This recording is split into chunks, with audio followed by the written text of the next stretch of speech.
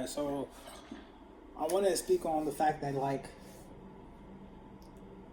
there's this design mechanism that we all have in our minds to be perceived in a light where if we do certain things in our life, this would guarantee us a certain result. I had made a video prior to this, and I was trying to speak on how I dealt with like bullying in my past, right? My solution of how I dealt with bullying came from a place of like, oh, you just gotta laugh these comments off, right? And the more you laugh at these comments, the more it has no effect on you. So I built this catalyst in my mind where I was like, well, ha ha ha ha, that's a funny joke. Ha ha, that's not a funny joke. But I never dealt with it when I never went to a position to say, you know what? Hey, y'all gonna have to stop bullying me, bro. I never put my foot down in the essence of saying, hey, I don't like the way that you guys are treating me. I don't care about your response. I don't care about what you feel about how I'm coming off at you. But this ain't gonna go on no more, right? Now everybody will look at that situation and be like, oh, that's corny. Oh, the kid that's getting picked on finally stand up for himself. Well, I was a very angry kid at that time.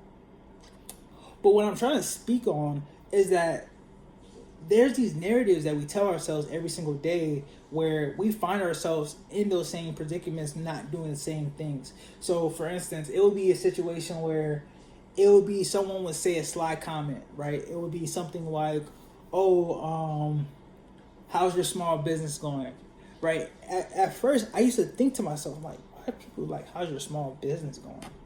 I used to never think anything of it until I seen a video where it was like, why does it have to be a business? Why does it have to be a small business? Why does it have to be the connotations of words? I never actually paid attention to how people speak. If you actually paid attention to how people speak to you, you can see the ways that they will literally inject disrespect to you. And that's something that was definitely pivotal to how I saw certain things. I even talked to my brother about this. Is like,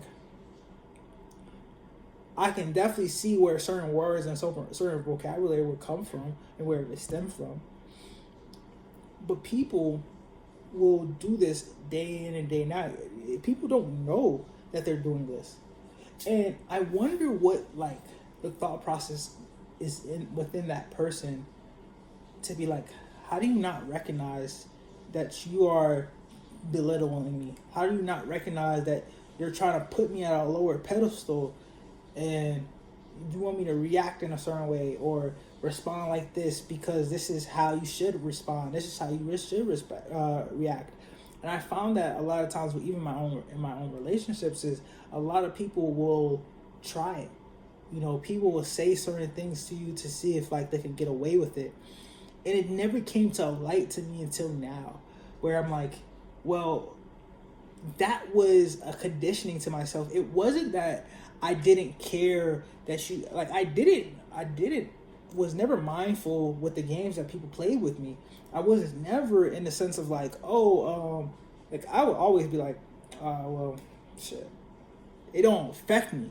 Like you could say some sly stuff to me and it won't affect me. But I have a problem when I recognize that you are saying that sly stuff. And I'm not going to back down from you saying that sly stuff because I'm like your friend or I'm like someone you knew for your entire life or I'm your brother or I'm your cousin. I don't care, right? When I recognize, what I'm realizing now is that you have to recognize that. That's a pattern. For me, it was a pattern for me. You know what? I've been pushing this idea of like, well, you have to be better. You have to like, I'm talking about you, right? The person that's watching this. I've been pushing this narrative of like, hey, you have to do certain things. I'm going to show you, maybe if you resonate with this, I'm going to be the reflection that you may not see. And I'm going to gear this advice to me. People that put you in a test, in my opinion, there's two different categories. There's coaches. There's people that will test you to see if you built a callus around yourself, to see if you're strong and you are holding yourself to a higher standard. Those are coaches. Then there's people, right? When people test you, throw them out. Because this is what as I'm growing up and I'm recognizing is that if I'm 25 and my friend is testing me to see how I'm gonna react to a certain situation, if my friend puts me in a certain situation and I don't call them out on those situations, I am now in the wrong. Those people are not your friends. So, and this goes for parents. This goes for every person that's in your life right now, testing you to see who you really are. So here's the response to those questions in those tests. 1, recognize that it is a test. 2, call them out on the test. And let them know. 3, respond. I disagree with what you're doing to me. I don't agree with it. It doesn't match the person who I'm trying to become and who I'm being in this moment. You're telling me to go get a job. That doesn't match with who I am I'm trying to build a business here. So you are naturally degrading me for your own will and covering up as I'm helping myself and I'm helping my child, I'm helping my friend, because this is the right thing that I should do in this moment. But do you really see me for who I am? Those are the things that you have to plot a line. And I think about this because I know it's like my channel is all scattered around the place, and it has to deal with a lot of like self-growth and consciously telling myself these messages of everything is going to work out, everything is going to be better, everything is going to proceed at a different higher level and tier that I want for myself. That's what this channel for me is about, is I am constantly growing and I'm constantly shedding the whole person I used to be. I have no purpose.